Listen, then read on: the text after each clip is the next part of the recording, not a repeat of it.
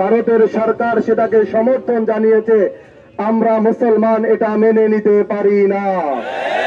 এবং রাসূল সাল্লাল্লাহু আলাইহি ওয়াসাল্লামকে নিয়ে সময় সময় মাঝে মাঝে এরকম কিছু ইহুদিদের দালালরা, এরকম হিন্দুদের কিছু দোসররা এক এক সময় এক এক কটূক্তি করে দেশে মুসলমানদের মধ্যে একটা দাঙ্গা লাগাতে চায়। আমরা এর তীব্র নিন্দা এবং প্রতিবাদ জানাই। পাশাপাশি আমরা জানতে পেরেছি ফরিদপুরে, বাংলাদেশে 92% মুসলমানের এই রাষ্ট্রে ফরিদপুরের একজন কুলাঙ্গার, তিনি আমার রসুলকে নিয়ে কটূক্তি করছে। আমরা প্রশাসনকে বলবো তার সর্বোচ্চ শাস্তি ফাঁসির রায় কার্যকর করতে হবে। পাশাপাশি রাজবাড়ির প্রশাসন সহ সাংবাদিক বন্ধুদেরকে একটা গুরুত্বপূর্ণ বিষয়কে আমি অবগত করতে চাই। রাজবাড়ির গোয়ালন্দ উপজেলার আমাদের নুরা পাগলা নামের একজন ভণ্ড পীর দাবিদার আছেন। ওনার এক ছেলে ইহুদিদেরকে নিয়ে ওনার ওই ছেলের মাধ্যমে ওই চর অঞ্চলে খ্রিস্টান বানানোর জন্য দাওয়াতি কার্যক্রম চলমান। তিনি সেই দাওয়াতি কার্যক্রম চালাচ্ছে। ইসলামী আন্দোলন তথা এদেশের মুসলমান, রাজবাড়ির মুসলমান যদি ফুঁসে ওঠে, রাজবাড়ির প্রশাসনকে বলবো আপনারা ফুঁসে ওঠার আগে এদের বিষয়ে ব্যবস্থা গ্রহণ করুন। আর যদি ব্যবস্থা গ্রহণ করতে আপনারা ব্যর্থ হন, রাজবাড়ির মুসলমান নয়, সারা বাংলাদেশের মুসলমানদেরকে নিয়ে, সারা বিশ্বের মুসলমানদেরকে নিয়ে এর প্রতিহত করা হবে ইনশাআল্লাহ। সংগ্রামী উপস্থিতি, কথা সংক্ষিপ্ত, এজন্য আপনাদের সকলের সুস্বাস্থ্য কামনা করে মোবারকবাদ জানিয়ে আমার বক্তব্য শেষ করছি। আসসালামু আলাইকুম ওয়া রাহমাতুল্লাহ। উপস্থিত আছেন জনাব আব্দুর রহমান সাবান, সভাপতি ইসলামী ছাত্র আন্দোলন রাজবাড়ী জেলা শাখা। উপস্থিত আছেন রাজবাড়ী সরকারি কলেজের মেধাবী ছাত্র, ম্যানেজমেন্ট বিভাগের ছাত্র, ইসলামী ছাত্র আন্দোলন বাংলাদেশ রাজবাড়ী জেলা শাখার সাধারণ সম্পাদক জনাব আব্দুল আলিম।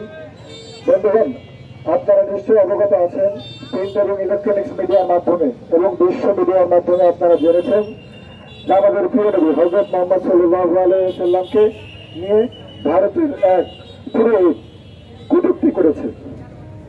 এর বড় কারণ কি জানেন? ওরা মাঝে মাঝে আমাদেরকে নিয়ে একটু নাড়া দিয়ে দেখতে চায় যে আশেপাশে যে দেশগুলো আছে এবং মুসলিম অধ্যুষিত দেশ যেগুলো আছে সেগুলোর মুসলমানরা কি আসলে জেগে আছে না ঘুমিয়ে পড়েছে। তারা মাঝে মাঝেই, আপনারা জানেন 5ই আগস্ট যখন বাংলাদেশ একটি স্বৈরাচার সরকার অভ্যুদয় হলো, তখন সর্বপ্রথম কিন্তু এই দেশে আমরা দেখেছি যে ধর্মীয় দাঙ্গা, অর্থাৎ যেটাকে বলা হয় সংখ্যালঘুদের উপর নির্যাতন করা হয়েছে। এর বড় চক্রান্ত কিন্তু সবসময় দিল্লির থেকেই হয়, ঠিক ভাই? এর বড় চক্রান্ত সবসময় দিল্লি থেকে হয়, কারণ পার্শ্ববর্তী আমরা 93% মুসলমানের দেশ। এই দেশের যাতে মানুষ ধর্মপ্রাণ মুসলমানদের সাথে যাতে অন্য মানুষের সবসময় যাতে অন্য ধর্মাবলম্বীদের একটা রেশারেশি দ্বন্দ্ব লেগে থাকে, এই জন্য উপর থেকে সবসময় এই ধরনের ষড়যন্ত্র করা হয়। তাই আমি এখানে যারা উপস্থিত হয়েছেন সকলকে উদাত্ত আহ্বান জানাবো যে পরবর্তীতে আমরা ইসলামী আন্দোলন তথা ইসলামী ছাত্র আন্দোলন সহ আমাদের অঙ্গ সহযোগী সংগঠন যদি নবীপ্রেমিক হিসেবে আপনাদের ডাক দেয়, আপনারা কি আসবেন না ইনশাআল্লাহ? আমরা হযরত মুহাম্মদ সাল্লাল্লাহু আলাইহি ওয়াসাল্লামের ক্ষেত্রে আমরা মুসলমানদের আমাদের কোনো দল নাই, আমাদের কোনো মত নাই, আমাদের কোনো মতাদর্শ নাই। আমাদের একমাত্র মতাদর্শ জনাব মুহাম্মদ রাসূলুল্লাহ সাল্লাল্লাহু আলাইহি ওয়াসাল্লাম। এই ক্ষেত্রে আমরা আপোষহীন। যদি পীর সাহেব চেয়ারম্যানের পক্ষ থেকে এবং ইসলামী ছাত্র আন্দোলনের কেন্দ্রীয় নেতৃত্বের পক্ষ থেকে পরবর্তীতে ডাক আসে, আপনাদের সকলকে পাশে থাকার আহ্বান জানিয়ে আমি আমার সংক্ষিপ্ত বক্তব্য শেষ করছি। আসসালামু আলাইকুম রহমতুল্লাহ। ইসলামী ছাত্র আন্দোলন বাংলাদেশ রাজবাড়ী জেলা শাখার পক্ষ থেকে উপস্থিত সবাইকে শুভেচ্ছা ও মোবারকবাদ। রসুলের অপমান মুসলমান সইতে পারে, এটা হইতে পারে নাকি? রসুলের অপমানের পরে সেই মুসলমানের অন্তরের মধ্যে রক্তক্ষরণ না হয় সে মুসলমান নয়। রাসূল করিম সাল্লাল্লাহু আলাইহি ওয়াসাল্লামকে যে কুলাঙ্গাররা অপমান করেছে, তার শান ও মান নিয়ে যারা কথা বলেছে, তাদের সর্বোচ্চ শাস্তির দাবি হচ্ছে ফাঁসি। আর কোন শাস্তিতে তাদের হবে না। আজকে ভারতের দিল্লিতে বসে বসে বাংলাদেশের মানুষের মধ্যে দাঙ্গা হাঙ্গামা সৃষ্টির জন্য দিল্লির হলুদ মিডিয়ারা যে চক্রান্ত চালায়, তার প্রতিক্রিয়া দেখা যাচ্ছে বাংলাদেশের মুসলমান হিন্দু সবাই সমানভাবে একতালে বসবাস করতেছে, তারা ভাই ভাই হয়ে বসবাস করতেছে। পক্ষান্তরে ইন্ডিয়ার মধ্যে মুসলমানরা যে নির্যাতন হচ্ছে, যে নিষ্পেষণ, যে নির্যাতনের স্টিম রোলার তাদের উপর চালানো হচ্ছে, বাংলাদেশে তার 1% হচ্ছে না।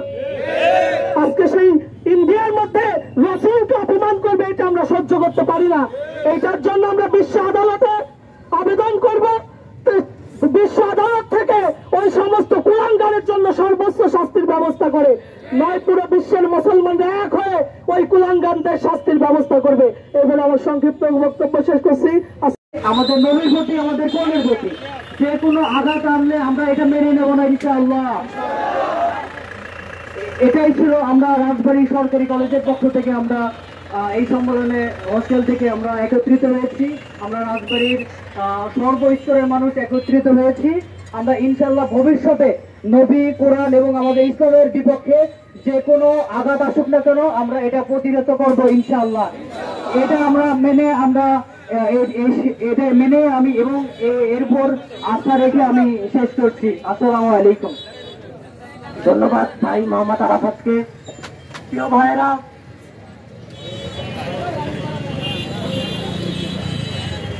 এ পর্যায়ে আপনাদের মাঝে বক্তব্য রাখবেন শ্রমিক নেতা ফরিদ ভাই।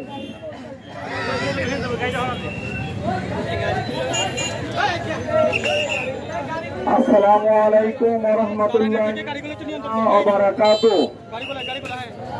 সম্মানিত উপস্থিতি, আমরা দেখেছি যে ইতিপূর্বে ভারতের পক্ষ থেকে আমাদের প্রাণপ্রিয় নেতা লিডার মোহাম্মদ রাসূলুল্লাহ সাল্লাল্লাহু আলাইহি ওয়াসাল্লামকে কটূক্তি করেছেন। কথা বলেন ঠিক কিনা? আমরা কিন্তু এই কটূক্তিকে মেনে নেব না। আমরা একটা কথা জানিয়ে দিতে চাই, অল পিপুল হার্ট মোহাম্মদ রাসূলুল্লাহ সাল্লাল্লাহু আলাইহি ওয়াসাল্লাম। কথা বলেন ঠিক কিনা? অতএব আমাদের হাড়ের উপর কোনো আঘাত আসবে, আমরা বসে থাকবো, এটা আমরা কোনোদিন বরদাস্ত করব না।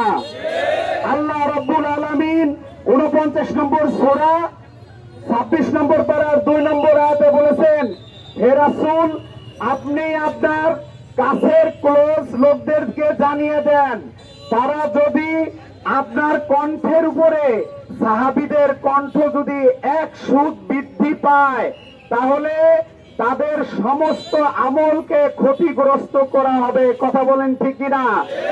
আল্লাহ সাহাবীদের ক্ষেত্রে রসুলের সাথে কথা বলবে, আওয়াজ একটু উঁচু হবে, এই ক্ষেত্রে আল্লাহ বিন্দু পরিমাণ ছাড় দেন নাই। আমরা রাসূলের উম্মত হয়ে রাসূলের বিরুদ্ধে কথা বলবে, আমাদের জীবন থাকতেও আমরা ছাড় দেব না। আমি রাজবাড়ী ছাত্র আন্দোলনকে ধন্যবাদ জানাই, তারা এমন সুন্দর একটি আয়োজন করেছেন। পাশাপাশি কলেজের ছাত্রদেরকে ধন্যবাদ জানাই তারা এই আয়োজন করার জন্য, এবং আমি শ্রমিকদের পক্ষ থেকে আমার অন্তর থেকে তাদের ভালোবাসা পেশ করি, যে যার জন্য রাসূল সাল্লাল্লাহু আলাইহি ওয়াসাল্লামের জন্য তারা যে উদারতা দেখিয়েছেন, তারা আগামীতে ইসলামের জন্য, দেশের জন্য, আমাদের প্রাণপ্রিয় নেতা, আমাদের লিডার মোহাম্মদ সাল্লাল্লাহু আলাইহি ওয়াসাল্লামের জন্য যদি আমাদেরকে ডাক দেয়, আমরা তাদের পাশে থাকবো ইনশাআল্লাহ।